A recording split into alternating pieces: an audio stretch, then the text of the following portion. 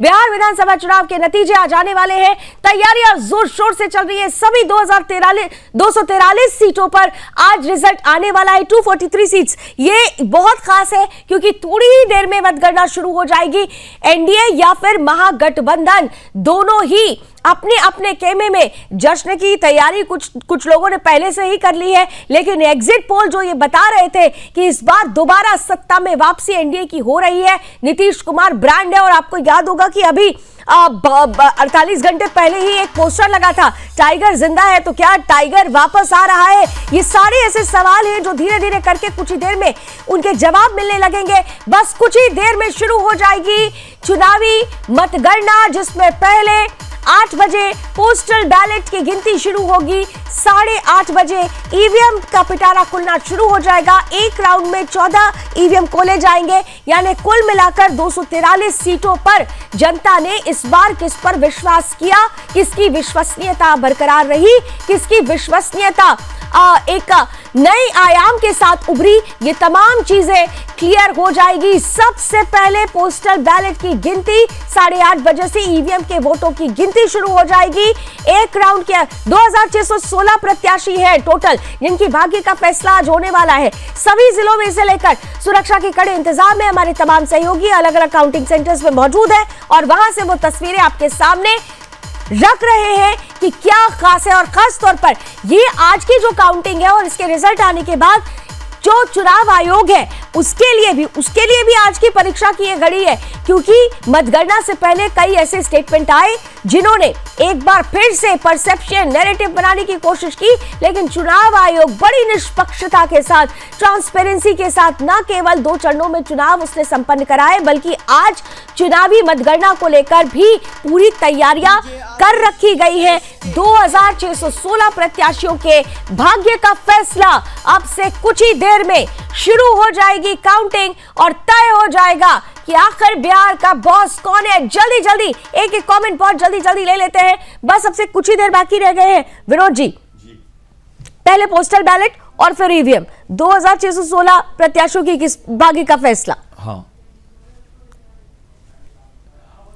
अभी जो रिजल्ट आएंगे, सबसे पहले जहां तक सवाल है ईवीएम का, जैसे पिटारा खुलेगा वैसे ही मैं समझता हूं कि यहाँ जो सबसे पहले, कभी कभी क्या होता है कि जब रुझान आते हैं ना तो एक साइड से खुलता है, हो सकता है मगध क्षेत्र से खुला तो हो सकता है एमजीवी महागठबंधन आगे हो सकती है, ऐसे भी आता है। कई बार इलेक्शन में हमने देखा कि कोई पार्टी कुछ 15-20 मिनट तक आगे हो जाती है और फिर एकदम पीछे हो जाती है। इस प्रकार का कई बार इलेक्शन में हुआ है।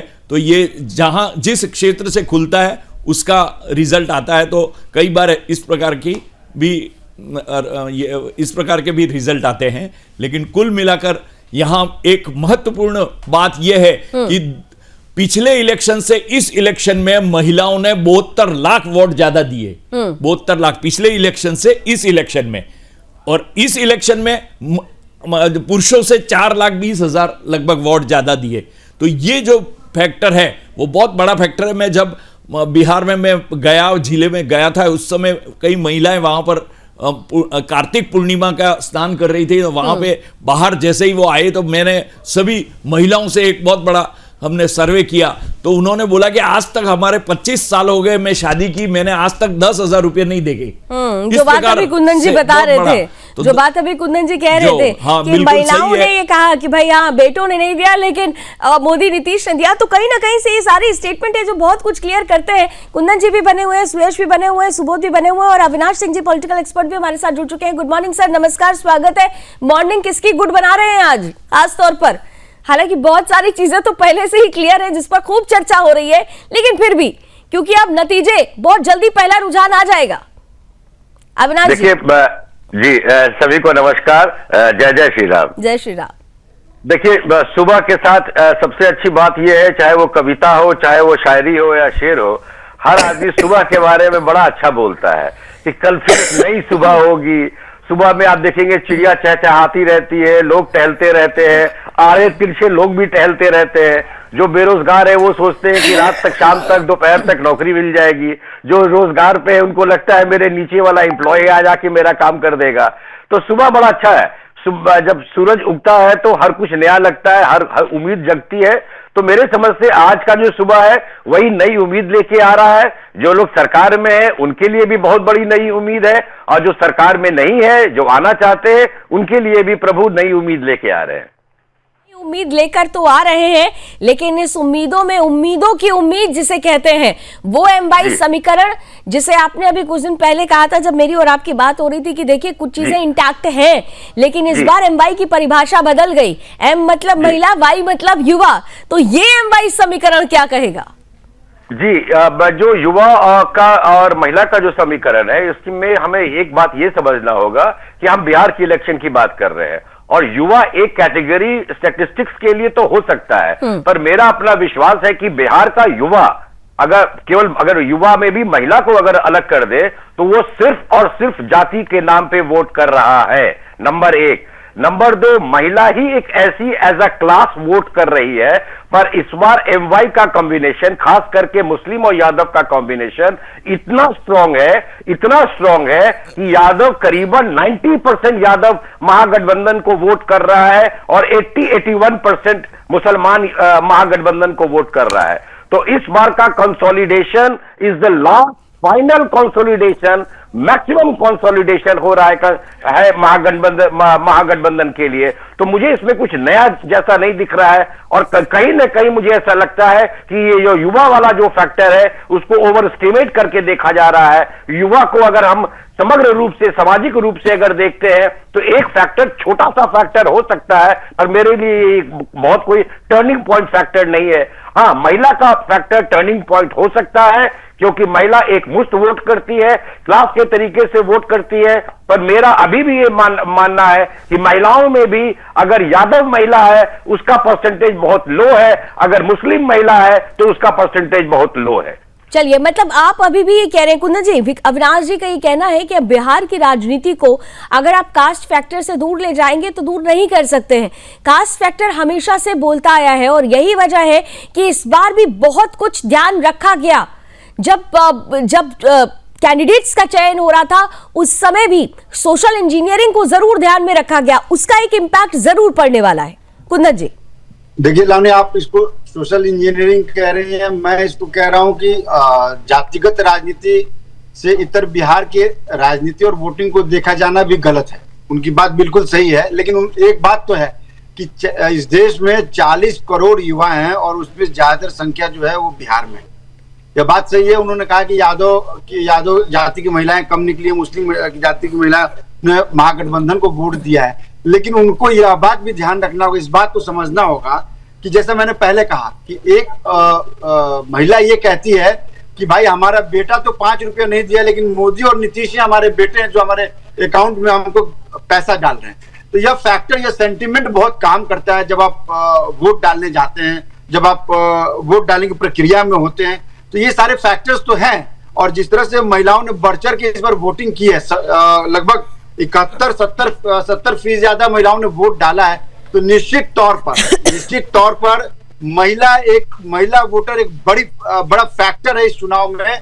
और पहले भी देखा गया है कि महिलाओं का फैक्टर जो है पिछले चुनाव में भी काम किया था, चाहे वो महागठबंधन के लिए हो, चाहे वो एनडीए के लिए हो। बात सिर्फ यहाँ फ्लक्चुएट ये करे, और उनका कहना बिल्कुल सही है कि MY समीकरण में सेंध लगाना बहुत मुश्किल है, और इस बार की वोटिंग कंसोलिडेटेड है, बिल्कुल सही है। लेकिन सवाल इसका है कि अगर कंसोलिडेटेड वोट पड़ता भी है तो उसका सीधा फायदा एनडीए को होगा। महागठबंधन, देखिए आपको ये बात समझनी पड़ेगी कि MY समीकरण जो है वो कांग्रेस और महागठबंधन से इतर जाने वाली नहीं है। तो जो वोटिंग पैटर्न में जो कंसोलिडेटेड वोट है, बाकी वर्ग का जो वोट है वो किधर गया है वो इंपॉर्टेंट है, और खासकर एनडीए की नजर उसी पर थी। बिल्कुल आपने सही कहा, और इसका एनालिसिस में हमने ड्यूरिंग द शोज किए थे कि खास तौर से जो पंचकुइयां कहे जाते हैं, जिनकी बहुत कम परसेंटेज है, अविनाश जी ने इसको क्लियर भी किया था कि वहां पर उनको एक लीडर चाहिए था, और खास तौर से नीतीश कुमार ने अपने आप को उनका लीडर प्रोजेक्ट करने के लिए उस वर्ग को सबसे ज्यादा इंटैक्ट करने की कोशिश की, तो एक टर्निंग पॉइंट वहां से भी हो सकता है। अविनाश जी, मैं आपके पास बस इसी पॉइंट को लेकर आऊं, उससे पहले मैं देख रही हूं मेरी सहयोगी मीनाक्षी श्रेयन भी जुड़ चुकी है हमारे साथ। मीनाक्षी की मौजूदगी भी लगभग 1.5 महीने वो बिहार में ही थी, अलग अलग जगहों पर लोगों से मुलाकात की। मीनाक्षी, आपने लोगों का के मन में क्या चल रहा था वो सब जाना, लेकिन आज आपकी मौजूदगी है कांग्रेस दफ्तर के बाहर, क्या है वहां पर? क्योंकि हाइड्रोजन बम तो फूटा था, लेकिन आज की तस्वीर में आपके सामने कुछ और ही देख रही हूँ, बड़ा सन्नाटा बस रहा है। बिल्कुल बिल्कुल, मैं वही बता रही हूँ कि मैं कांग्रेस दफ्तर के अंदर हूँ, जहाँ पर मैं आपको दिखा सकती हूँ कि देखिए किस तरह का माहौल जो है कांग्रेस दफ्तर में आप देख सकते हैं। पूरा सन्नाटा यहाँ पर छाया हुआ है इस वक्त, और 8 बजे हुए हैं और 8 बजे ये कांग्रेस में जो है माहौल है। आप देख सकते हैं कैसा माहौल जो है कांग्रेस में है। और ये हमारे साथ एक चाचा बड़े मुस्कुरा रहे हैं, और इस पे एक बोर्ड है जो कि वो हमें दिखा रहे हैं कि भारत का बेटा राहुल गांधी, राहुल प्रियंका गांधी सेना जो है, सेना देख सकते हैं आप, कितने सिपाही आपको यहाँ पर जो है दिखाई दे रहे हैं कांग्रेस ऑफिस में इस वक्त।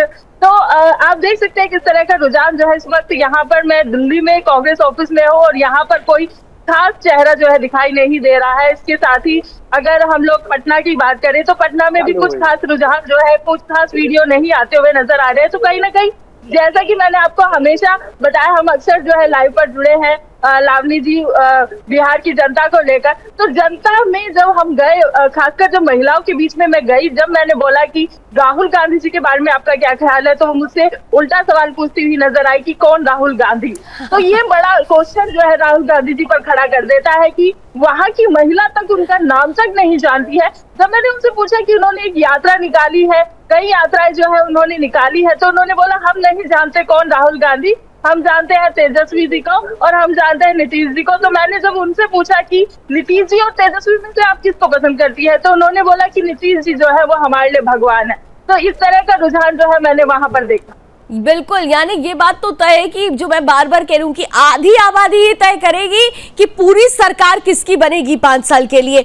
2020 की अगर बात करें अविनाश जी, देखिए 20 के समय जो परिस्थिति थी इसमें कोई दो राय नहीं था कि पहले नीतीश एनडीए से आते हैं, फिर 22 में चेंज होता है, पलटी मारते हैं, फिर 2024 में एनडीए में आ जाते हैं। लेकिन जो 24 में बदलाव हुआ, उस बदलाव के बाद से 2025 के चुनाव तक एक आश्वासन बार बार उनकी तरफ से दिया गया कि अब हम जुदा नहीं होंगे। और ये तस्वीर उस वक्त और ज्यादा प्रबल हो गई जब इस बार कोई भी बड़े भाई या छोटे भाई की भूमिका में नहीं है। कुंदन जी हाथ उठा रहे हैं, शायद कुछ अपडेट उनके पास है। अवराज जी आती हूँ सवाल लेकर, लेकिन कुंदन जी बोलिए। लावनी, मैं अपडेट आपको बता दूं कि अभी जो पहला रुझान जो आया है, जो रुझान आने शुरू हो गया है, बैलेट पेपर की गिनती शुरू हो गया और उस रुझान में एनडीए जो है वो 3 सीटों पे आगे चल रही है, महागठबंधन 2 सीट पर आगे, इनफैक्ट एनडीए 4 सीटों पे आगे चल रही है और जन स्वराज जो है वो 1 सीट पर आगे है। ये अभी बिल्कुल अभी का रुझान जो आ रहा है वो मैं आपको बता रहा हूँ, अपने दर्शकों को बता रहा हूँ कि एनडीए 4 सीटों पर आगे चल रही है, आरजेडी जो है वो 2 सीटों पर आगे है और जन स्वराज पार्टी 1 सीट पर आगे चल रही है। चलिए, इस वक्त की सबसे बड़ी और अहम खबर इसे कहा जाएगा, रुझान आने शुरू हो चुके हैं। जैसा कुंदन जी बता रहे हैं, 4 सीटों पर एनडीए आगे है, 2 सीटों पर महागठबंधन और 1 सीट पर जन स्वराज। अब वो 1 सीट, हालांकि एग्जिट पोल भी 1 सीट दे रहा था, हमारे एग्जिट पोल ने उनको 1 सीट दी थी। कौन सी 1 सीट होगी इस पर चर्चा होगी धीरे धीरे जैसे और तस्वीर खुलेगी। लेकिन रुझान ने एनडीए की बातें जरूर खिला दी। और जो सवाल मेरा था अविनाश जी कि इस बार एक बात तय हो गई, दोनों जुड़वा भाई हैं, कोई बड़ा भाई कोई छोटा भाई नहीं, जुड़वा भाई। और ये जो जुड़वा भाई है अब किसी भी हाल में अलग नहीं होने वाले। जी, आपका कहना बिल्कुल जायज है। जो पब्लिक में जो मैसेज गया है इस बार, इसमें कोई दो राय नहीं है कि 2015 में जब नीतीश एक साथ लड़े थे इसके तेजस्वी के साथ, तो 2020 में बस 5 सेकेंड, क्योंकि टैली में देखिए 0-0 का आंकड़ा बदल गया। एनडीए 7 सीटों पर आगे चल रही है रुझान में, जो पहले रुझान हमारे सामने आ रहे हैं, और महागठबंधन 2 सीट पर आगे चल रही है। ये बहुत बड़ी तस्वीर, धीरे धीरे खुशी की लहर आगे बढ़ती जा रही है। अविनाश जी कंप्लीट कीजिए, फिर आ रही हूं कुंदन जी। कुंदन जी कुछ कहना चाह रहे हैं? कुंदन जी जी बता दूं लावनी की राघोपुर सीट से तेजस्वी यादव आगे चल रहे हैं, अभी रघुनाथपुर सीट से उसामा आगे चल रहे हैं। हालांकि 7 सीटों पे एनडीए अभी बढ़त दिखा रहा है, जो आंकड़े आ रहे हैं हमारे पास 7 सीटों में एनडीए बढ़त में है। महागठबंधन 2 सीटों पे महागठबंधन ने बढ़त बनाई और जन स्वराज जो है वो 1 सीट पर भी बढ़त बनाए हुए है। लावनी, चलिए, तो जन स्वराज 1 पर, महागठबंधन 2 पर, और जैसा उन्होंने बताया कि राघोपुर सीट से तेजस्वी चुनावी मैदान में यहीं से उन्होंने डेब्यू भी किया था, यहां से वो आगे चल रहे हैं और 7 सीटों पर एनडीए। अविनाश जी कंप्लीट कीजिए प्लीज अपनी बात। जन स्वराज से बोल देता हूँ कि जन स्वराज को जो 0 to 2 सीट्स जो सारे आप भी दिखा रहे हैं, बाकी लोग दानापुर से आगे चल रही है आरजेडी और महुआ से तेज प्रताप यादव आगे हैं। दानापुर से ये खबर आ रही है, देखिए रुझान आने लगे हैं, इसलिए बैक टू बैक ब्रेकिंग्स आपके सामने होंगी। दानापुर से आरजेडी रुझान जो पहला आया उसमें दानापुर में आरजेडी आगे चल रही है। महुआ से तेज प्रताप यादव, जनशक्ति जनता दल उनकी पार्टी, वहां से वो आगे चल रहे हैं। और साथ ही साथ जो 7 सीटें कही जा रही है, 7 सीटों पर बीजेपी आगे चल रही है। अविनाश जी प्लीज कंटिन्यू। सॉरी आपको इंटरप्ट करूंगी बीच बीच में, क्योंकि अब तो लगातार रुझान आएंगे और लोग बड़े उत्सुक हैं इस रुझान को लेकर जानने के लिए। कोई दिक्कत बोलिए। देखिए, दो सीट जहां पे मुझे ऐसी उम्मीद है कि जन स्वराज कुछ दिखाएगी। एक तो जोकीरहाट का सीट है जहां पे तस्मुद्दीन की बेटी लड़ रही है, ये कोसी सीमांचल का एरिया है। और दूसरा चेरिया बरियारपुर है जो बेगूसराय का एरिया है, जहां से शायद डॉक्टर संजीव या डॉक्टर राजेश करके कोई है वो लड़ रहे हैं। तो मुझे ये 2 सीट पे उम्मीद है कि जन स्वराज कुछ कर सकती है, अदरवाइज मुझे ऐसा नहीं दिख रहा है कहीं वो कुछ बहुत बड़ा करने वाले हैं। अगर बहुत अच्छा होता है कोई जन स्वराज के साथ तो वो 6 या 6 से नीचे रहेगी। तो ये मेरा आकलन है। अब आते हैं नीतीश बाबू पे। नीतीश बाबू जब 2020 का इलेक्शन लड़ रहे थे तो एक धोखेबाज का चेहरा लेके लड़ रहे थे, जो पहले तेजस्वी के साथ कुंदन जी के पास अपडेट है, पहले कुंदन जी के पास जी बोलिए। लावनी, 15 सीटों पर महागठबंधन आगे हो गई है। महागठबंधन 15 सीटों पर आगे हो गया, सॉरी एनडीए 15 सीटों पर आगे और महागठबंधन 4 सीटों पे आगे है। महागठबंधन धीरे धीरे पीछे जा रहा है, एनडीए बहुत तेजी से बढ़त एनडीए को मिल रहा है। बिल्कुल बहुत तेजी के साथ बढ़ती हुई एनडीए नजर आ रही है। इस वक्त आगे है 17 सीटों पे एनडीए आगे। लावनी,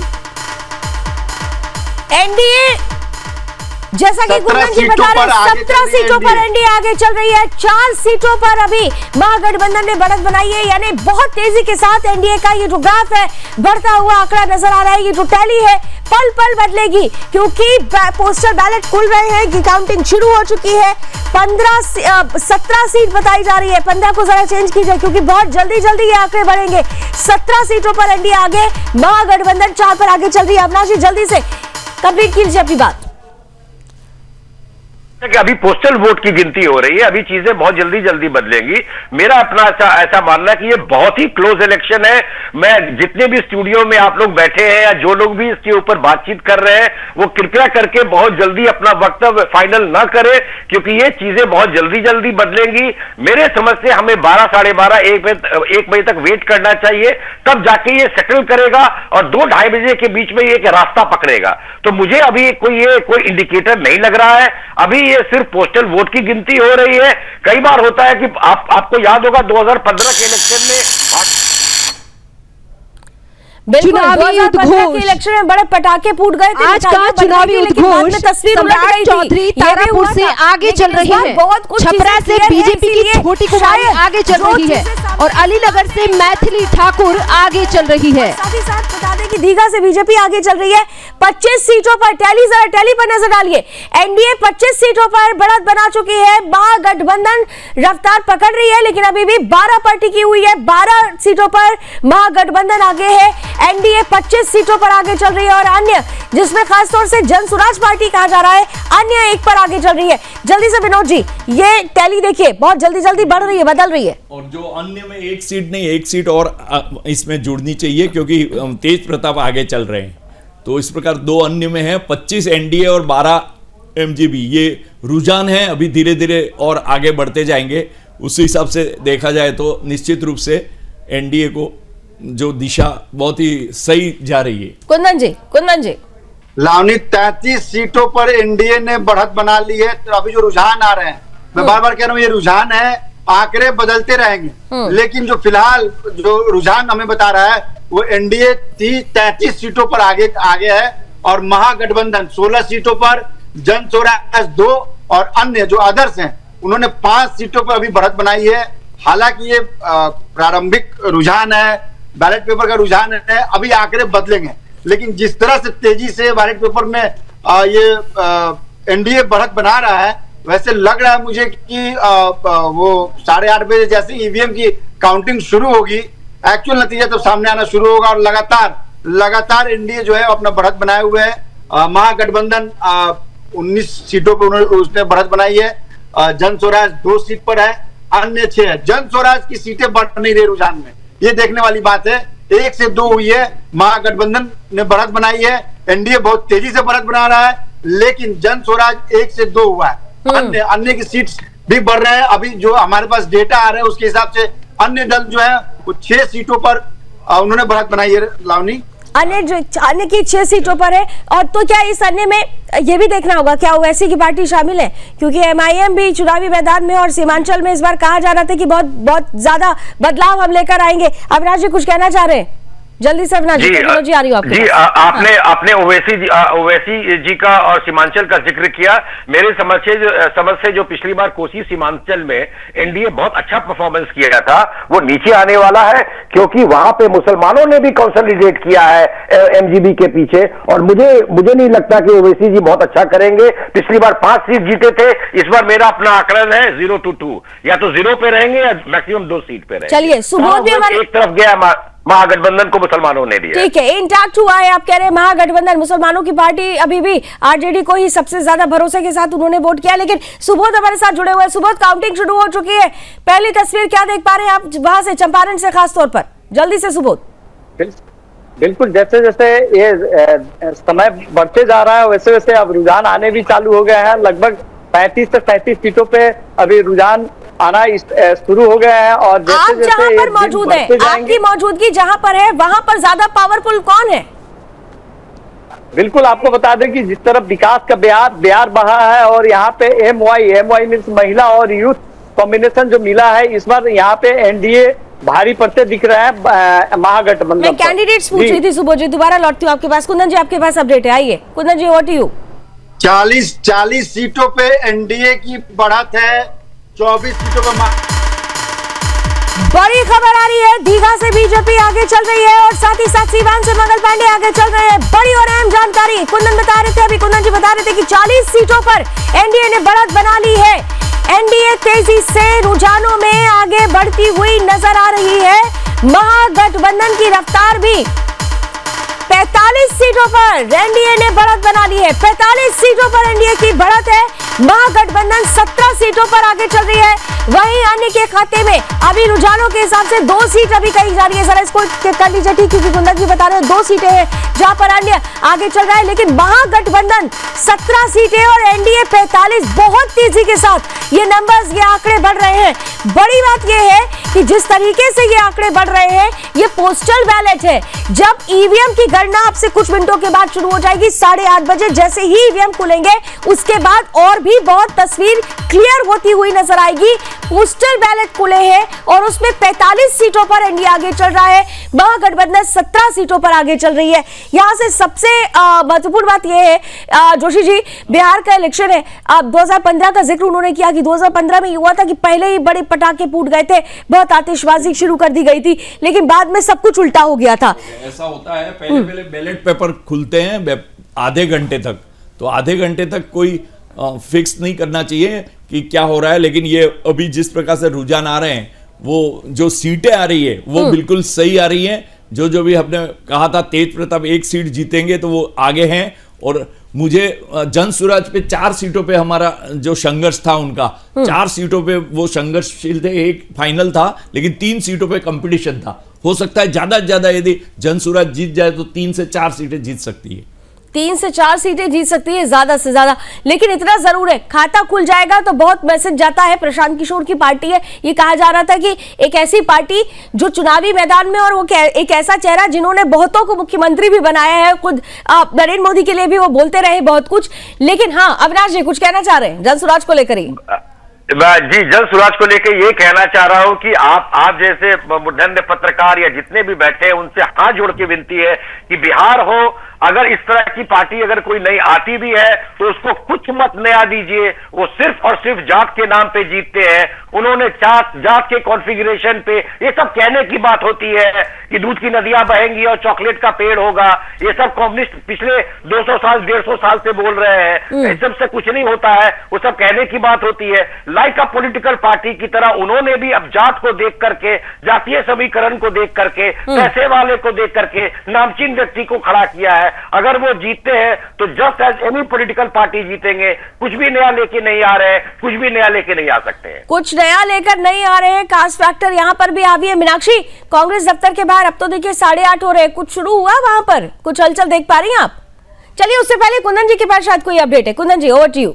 लावनी 50 सीटों पर एनडीए आगे हो गई है, 50 सीटों पर एनडीए आगे है। महागठबंधन 27 सीट पर, जन स्वराज 2 और अन्य 7।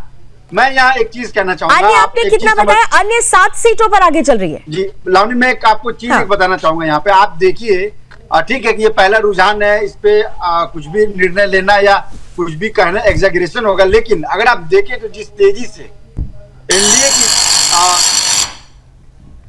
चुनावी उद्घोष अंगियाओं से बीजेपी आगे चल रही है और बिहार के मोकामा सीट से अनंत सिंह आगे चल रहे हैं। सिवान से बीजेपी के मंगल पांडे आगे चल रहे हैं और कांग्रेस से किशनगंज से कांग्रेस आगे चल रही है। सबसे इंपॉर्टेंट मोकामा सीट, क्योंकि मोकामा में अगर देखें तो जिस तरीके से दुलाचल हत्याकांड हुआ उसके बाद बहुत सारे सवाल उठे थे और वहां पर जाति फैक्टर बहुत ज्यादा हावी हुआ था। लेकिन जिस तरह की तैयारी चुनाव आयोग की थी, जिस तरीके का भरोसा नीतीश कुमार की पार्टी में लोगों का था, यहां पर एक बात क्लियर है, जेडीयू प्रत्याशी अनंत सिंह का आगे होना बहुत बड़ा मैसेज है। विनोद जी, मैं बोल रहा हूँ 9 टोटल बाहुबली है, उसमें से 8 लगभग 8 जीतेंगे। बिहार में बाहुबलियों का वर्चस्व है और वो वोट बैंक रहता है, उस पर बराबर ध्यान देते हैं। वो उच्च वर्ग को परेशानी कर सकते हैं कुछ जो भी लेना हो, लेकिन नीचे गरीब लोग जो वोटर रहते हैं ना उनको मदद करते हैं। अभी अनंत कुमार के वहां पे 50,000 लोग पहले एक दिन पहले कल रात में हमने दिखा दिया वो रिपोर्ट कि किस तरीके से वहां रसगुल्ले भी बन रहे हैं, दावत की तैयारी हो रही है। मैं अवराज जी आपके पास आऊं, उससे पहले जल्दी से जरा मीनाक्षी के पास जाना चाहती हूँ। मीनाक्षी, हलचल शुरू हुई कुछ? देखिए, जिस तरीके के रुझान आ गए हैं, कांग्रेस की हलचल शुरू हो गई है और यहाँ पर जो है काफी लोग जो है वो दिखाई दे रहे हैं। जैसे कि मैं आपको दिखा देती हूँ कि किस तरह की, देखिए यहाँ पर लोग हैं और जो नारेबाजी करते हुए नजर आ रहे हैं, वोट छोड़ गद्दी छोड़। तो जोश जो है वो बनता हुआ नजर आ रहा है, जिस तरह के रुझान जो है देखने को मिल रहे हैं। लेकिन खास जो है यहाँ पर अभी भी नहीं देखने को मिल रहा है। कुछ चंद लोग जो आए हैं वो ही जो है नारेबाजी करते हुए नजर आए हैं। इसके साथ ही मैं आपको बताना चाहूंगी, यहाँ पर इस बिहार चुनाव में महिला फैक्टर इसलिए ज्यादा बड़ा हो जाता है क्योंकि परसेंटेज जो है मतदाताओं की महिलाओं की ही जो है ज्यादा बड़ी है। 9% ज्यादा महिलाओं ने वोट की है, क्योंकि जो फैन रही है महिलाएं नीतीश जी की फैन रही है, क्योंकि 2005 के बाद से इसकी स्थिति जो है नीतीश जी ने सुधारी है। क्योंकि पहले 2005 के बाद वो महिलाएं खुद कहती हुई नजर आई कि 2005 के बाद जो है महिलाएं असुरक्षित महसूस करती थी और जिस तरीके से उनके साथ देखिए एक और चीज है, महिलाओं का ये प्रतिशत बढ़ना ये बताता भी है कि जब लगातार महिलाओं ने देखा कि बात हो रही कि इस बार परिवर्तन होगा, तो महिलाओं के मन का जो वो डर था कि हम दोबारा कहीं उस जगह पर नहीं पहुंच जाए, इसलिए भी ये कहा जा रहा है कि उस सोच ने भी महिलाओं को आगे किया है। अविनाश जी कुछ कहना चाह रहे हैं, उसका सुरेश आपके पास आती हूँ। अविनाश जी जल्दी से 20 सेकंड सर। जब भी कोई महिलाओं की बात करे, बिहार में वोटिंग और महिलाओं का ये कॉन्टेस्ट अगर कोई बना के बात करे, तो सबसे पहले उसको ये शुरुआत करनी चाहिए कि महिला है कौन सी। ये महिला वही है जिसको नीतीश कुमार ने 20 साल पहले साइकिल दिया था। ये वही महिला है जिसको नीतीश कुमार ने 20 साल पहले पोशाक दिया था। तो ये कोई नई महिला नहीं है। देश की वो महिला जो है वो इसको एक कंटिन्यूटी में देख रही है कि आप मेरे चाचा ने मुझे धंधा करने के लिए, बिजनेस खोलने के लिए उन्होंने 20,000 रुपए दिए हैं। तो इसीलिए भरोसा ज्यादा है। 20 सेकंड सुरेश अपडेट है आपके पास, जरा जल्दी से बता दीजिए, फिर ब्रेक पे जाऊंगी। 20 सेकंड।